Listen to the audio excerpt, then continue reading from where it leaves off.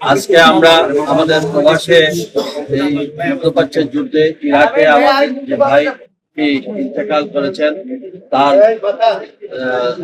লাশটা আমরা রিসিভ করেছি।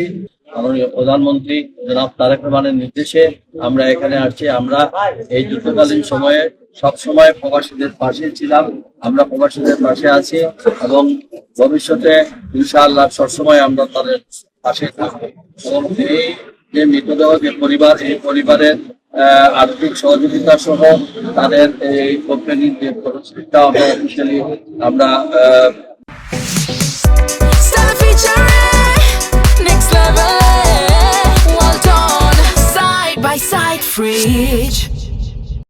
ব্যবস্থা করে দেব এবং তার পরিবারের বাচ্চাদের লেখাপড়ার জন্য আমরা দায়িত্বভার নিয়েছি। তার দুটো বাচ্চার লেখাপড়ার ব্যবস্থা আমরা গ্রহণ করবো প্রবাসী কল্যাণ মন্ত্রণালয় এবং সেই সাথে আমাদের মাননীয় মন্ত্রী তার নির্বাচনী এলাকার তার পারিবারিক মানে সমস্ত পেয়ে আমাদের পক্ষ থেকে সরকার আমাদের মাননীয় প্রধানমন্ত্রীর তরফ থেকে যেটুকু করার আমরা প্রয়োজনীয় আলোচনা করে আমরা সেটা করবো।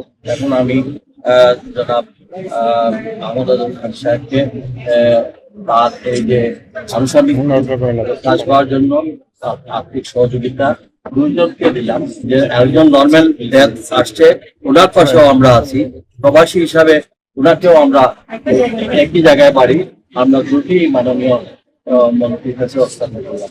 আপনারা দোয়া করলেন আমাদের মাননীয় প্রধানমন্ত্রী জনাব তারেক রহমান এই তার দায়িত্বভার গ্রহণ করার পর থেকে আমাদের সর্বস্তরের মানুষের পাশে, বিশেষ করে প্রবাসীদের পাশে তিনি আছেন, আমরা সবাই আছি। আমাদের জন্য দোয়া করুন, আমরা যেন মানুষের প্রত্যাশা আল্লাহ এবং পররাষ্ট্র মন্ত্রণালয় থেকে আমাদের মাননীয় প্রতিমন্ত্রী আসার পরে আমরা তাদের সঙ্গে আলোচনা করব।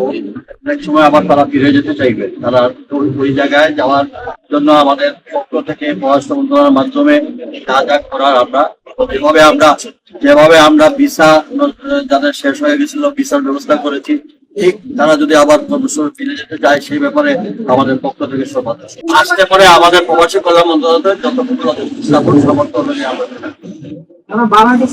আমরা এখন সাময়িকভাবে তাদেরকে আমরা আর্থিক সহযোগিতা করব এবং পাশাপাশি তাদের বাচ্চাদের লেখাপড়ার ব্যবস্থা করব। তাদের পারিবারিক অবস্থা বুঝে আমরা যা যা করার আমরা সন্তুষ্ট হওয়ার এবং তাছাড়া আমাদেরকে আইডেন্টিফাই করতে হবে তাদের ফ্যামিলি মেম্বার কতজন কারা আছে, উত্তরাধিকারী কারা আছে, সেটা দেখে আমাদের সংশ্লিষ্ট সেবা আছে, সবাই মিলে আমরা এটা